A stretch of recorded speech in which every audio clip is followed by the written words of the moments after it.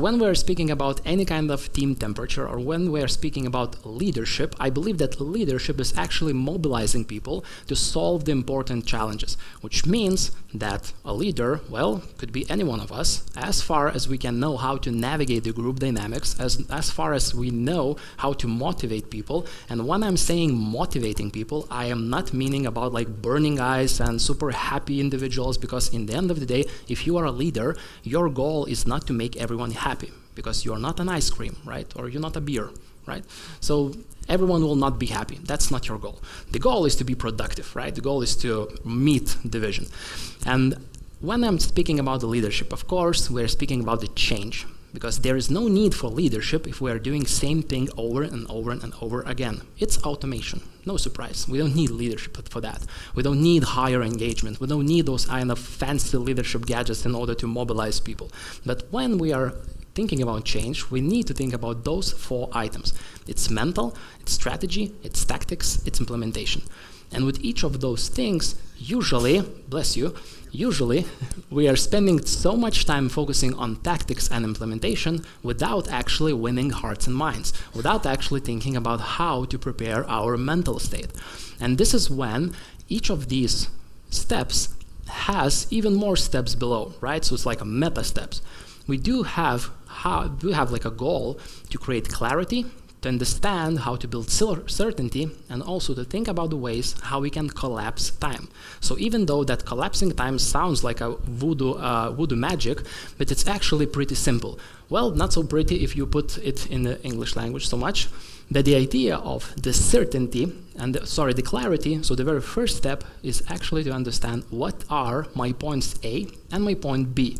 Usually, and while working with my clients, I saw and I see all the time so many attention put to the point B. So the goals we need to achieve, what are the KPIs, what are our visions, that we spend less time understanding where we are currently at. So understanding our unique point A. So what is our current position in order to move forward? And this happens because usually we underplay with a very important thing that is called experiential learning. So I'm grabbing this flip chart. It was pretty easy because nobody during the workshop doesn't write code on the flip chart, so it was easy to grab one in software development conference. You perhaps heard about experiential learning, that we all have some kind of experience. While we are having that kind of experience, while we're having that kind of unique set of unique understanding about the world, about unique situations, the next great thing, if you want to learn, is actually to reflect. So we have a reflection. While we are reflecting, we're asking questions, so what exactly happened during my experience? What does it mean for me? Why it is important or why it is not important? If that kind of reflection goes well, the next thing is to create a plan.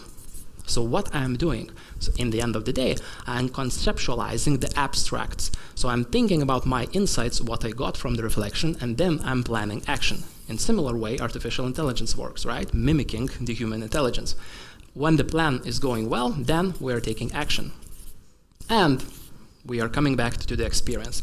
The problem is that in order to actually improve and in order to make a change, the behavioral change especially, we need to understand that this is a cycle.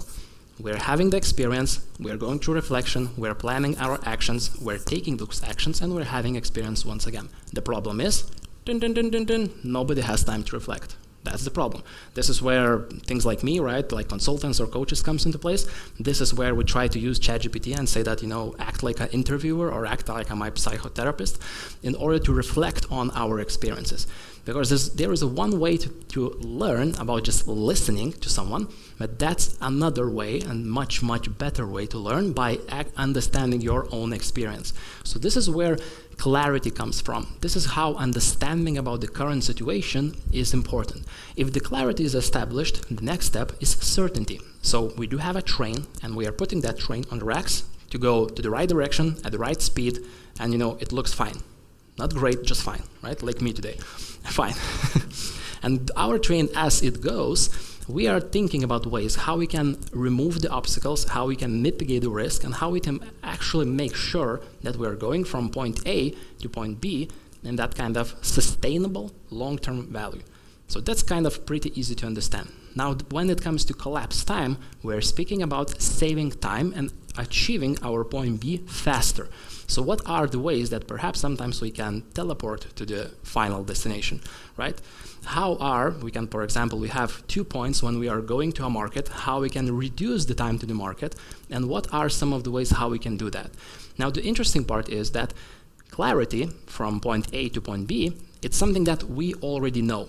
We know that after the reflection, there are some things that I want to improve, for example, in my team or my daily life. Now, when it comes to certainty and putting plan, I know some things, but I also know some things that I don't know some things. Because maybe I'm going to market, but I know that I would need like German influencers to go to that market. I haven't done influencer marketing before. That's something that I don't know, but I know that I don't know. And finally, the magical one is that I don't know what I don't know.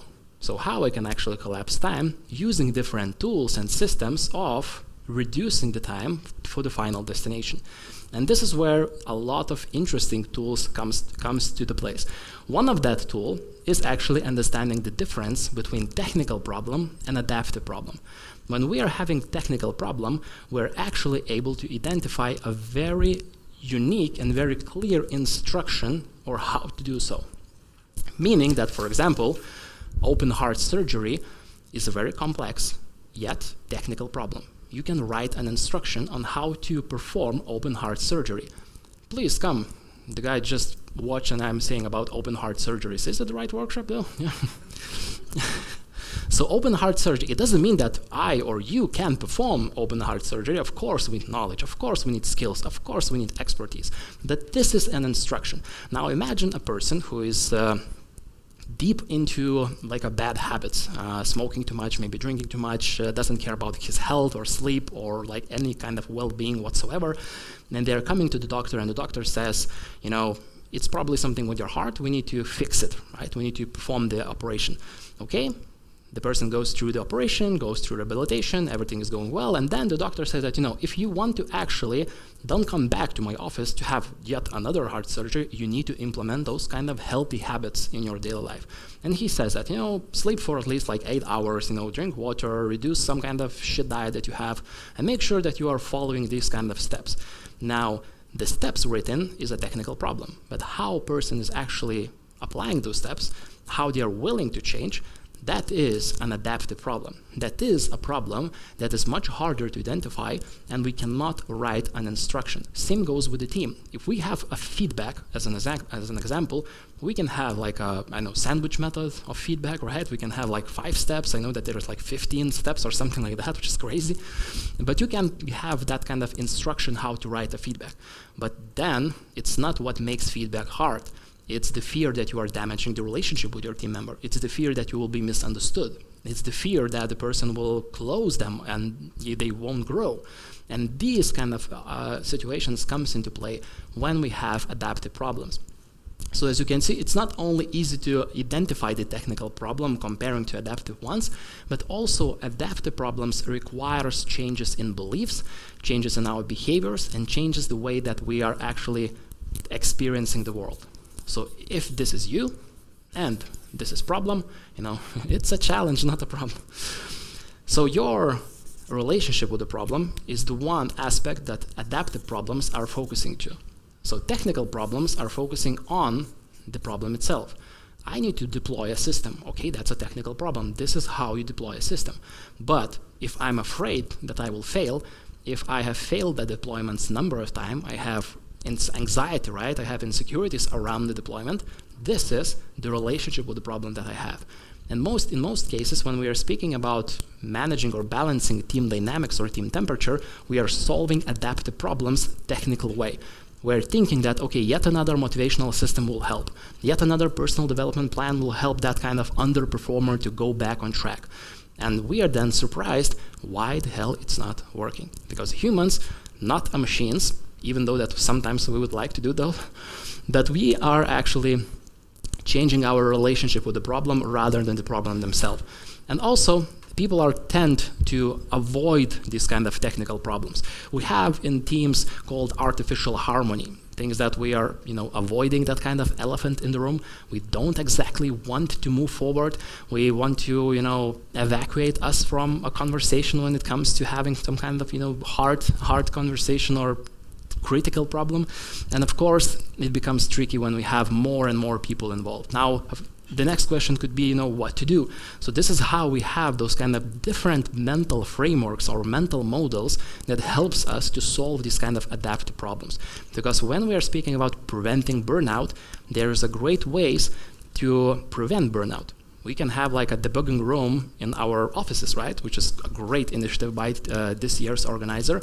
I highly recommend visiting the debugging room for a meditation, right, or something like that. But this is also one of technical ways of solving things. It means that it won't solve the burnout if you will just, purchase more Xbox games on your office, or you change the coffee machine to a better one, to a like barista espresso machine. It won't change the thing that people are experiencing burnout. Sometimes, even after reducing the workload, after, distilling the responsibilities, it is still hard to grasp and to get a grip of what the hell exactly is going on in my team. That's why there are so many different ways and so many different models that could work. Now, I already shared a couple of models, such as point A and point B. Which one of those sounds most interesting to you?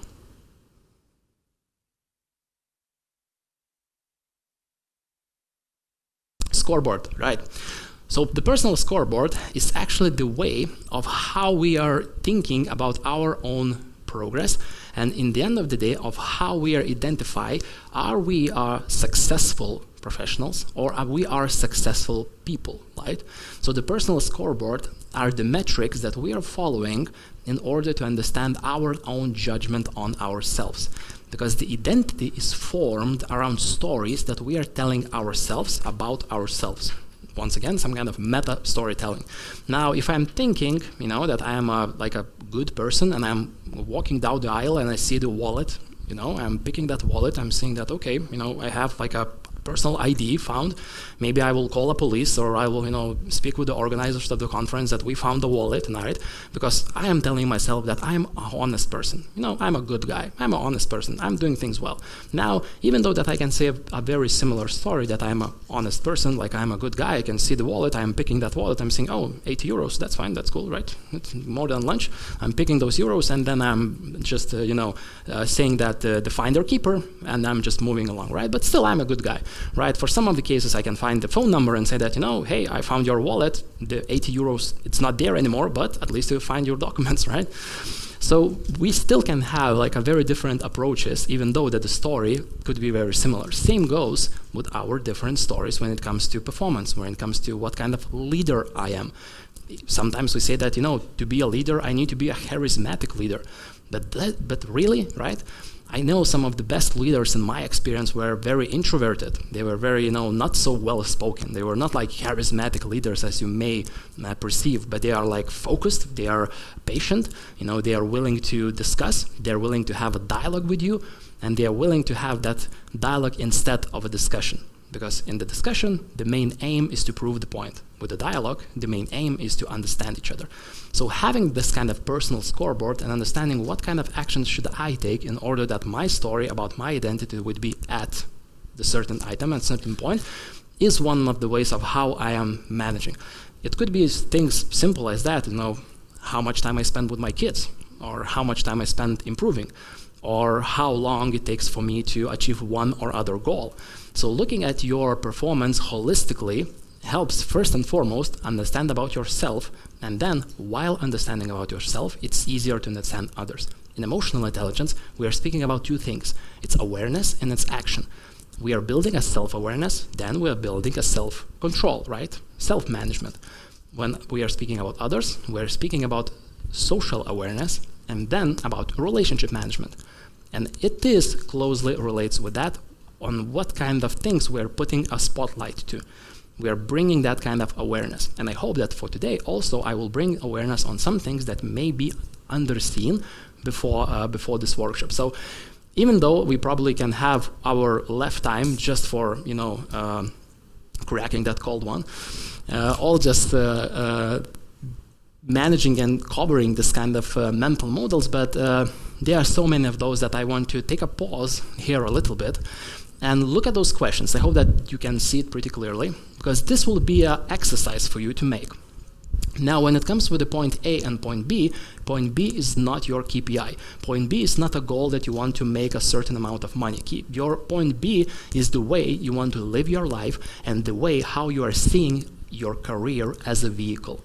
So the career is never the end goal. The career is a way to build, to develop, to impact, to create, to innovate, right? To do so many great things. And we are seeing especially the trend in the job market that before, like many years ago, we had that situations that the company is the biggest value. We are striving to, our grandparents are striving to become just partners at one company and, spend like 50 years working that. Later on, it became career. It became that career is the most important, and we might spend our whole career like 40 plus years in like maybe 10 companies, but we're still focusing on career. Now, we're focusing on skills, on acquiring skills, on having different kind of forms of how we are working and how we are looking at the workplace. So these are the questions that I want to spend at least like maybe 6-7 minutes for individual reflection. I would really recommend doing that, writing things down. So write down the answers for these questions. As you can see, there are so many questions, so let there be like a guiding questions more than you can, just go one after another. So think about, what is truly important for you. Think about what is happening now that shouldn't be happening, or what is not happening that you like to be happening. So the step is take up your notes, right? Or take your phones, right? It's also suitable, and answer those questions. It's a workshop, hey, right? You need to do something also, right? Not just only presentation. So of course, it is how are you willing to participate and how you are willing to put that. You can make a photo and probably zoom in if it is hard to see, especially in the further away lines. But think about what could be the real value for you. What could be like the milestones along the way. And your point B could be super various, right? Before the COVID, I was asking the same question and the people were answering that, well, I want to work from anywhere in the world, I want to work remotely. And well, sadly, that we run through the COVID as an experience, but hey, we have this kind of remote work now being like a usual and expected job description part. So think about your point B. What is truly important in your life now? While you are writing, I will just share a couple of thoughts. Sometimes when I'm working with teams and when I'm working with leaders, because my majority of expertise lies within team management, not like organizational one, but team management, we see that the point B could be like achieving a specific milestone, or like having just another investment round, or achieving some kind of particular item on the list. But we rarely speak about how we are achieving that. Sometimes people put the word ethical, right? So we are achieving the goal, but we are, following the ethical norms and values. Sometimes it is adding some things that, okay, we don't want to burn out while achieving this goal, which is also important. So we can think about those kind of point Bs, how exactly we want to achieve that goal. And especially in the team, it is important, because if it's not well outspoken, if we cannot declare it, if we cannot actually say the intention, then it's very hard to optimize for that point B. Because we can say that, okay, I want to build a successful business or whatever, right? Or successful software, but how long it should take for me, or how many hours per day I would like to work. Maybe I want to have like a proper work-life balance while doing so. Or maybe not, or maybe I'm willing to spend like 20 hours per day working because it's something super important. I'm spending like a couple of weeks of super harsh focus on that. So these are the questions. I will share those slides, of course, and you will be able to have those. But these are the questions that you can ask you not only yourself, but also your team. You can ask your team members, because the best way to motivate them is to align their own goals with the goals that you are trying to achieve with your company or with your product. So that is kind of motivation on steroids. You're understanding what truly matters for your team member, and after that you have that kind of data or that kind of content, so you are able to make a decision. You are able to adjust your own behavior accordingly. But it's almost impossible to adjust your behavior if you have no idea what is the importance for that person, why that person should even care. And this is where all the problems comes from, because we notice that the people are not caring, yet we are unable to understand why and what should I do with this. So these kind of point B questions helps to put more kind of spotlight and look at the goal setting from a little bit different angle. So I would really recommend doing this exercise for yourself first and then applying it for your team.